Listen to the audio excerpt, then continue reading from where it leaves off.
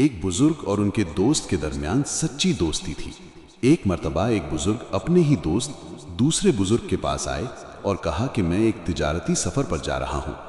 सोचा कि जाने से पहले आपसे मुलाकात कर लूं, क्योंकि अंदाजा है कि सफर में कई महीने लग जाएंगे। लेकिन तवक्को के खिलाफ वो चंद ही दिनों में वापस लौट आए। जब दूसरे बुजुर्ग ने उन्हें मस्जिद में देखा तो हैरत से पूछ बैठे, क्यों दोस्त, इतनी जल्दी लौट आए?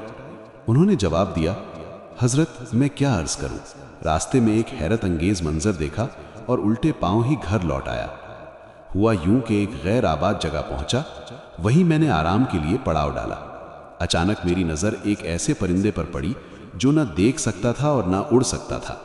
उसे देखकर मुझे तरस आया। मैंने सोचा कि इस वीरान जगह पर यह परिंदा अपनी खुराक कैसे पाता होगा। मैं इसी सोच में था कि इतने में एक दूसरा परिंदा आया जिसने अपनी चोंच में कोई चीज दबा रखी थी। उसने आते ही वो चीज इस माजूर परिंदे के आगे डाल दी और माजूर परिंदे ने वो चीज उठाकर खा ली।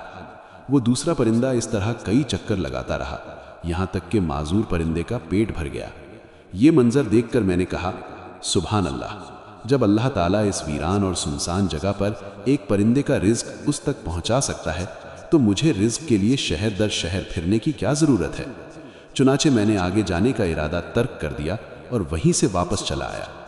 ये सुनकर दूसरे बुजुर्ग ने फरमाया, दोस्त, तुम्हारी इस सोच से मुझे सख्त मायूसी हुई।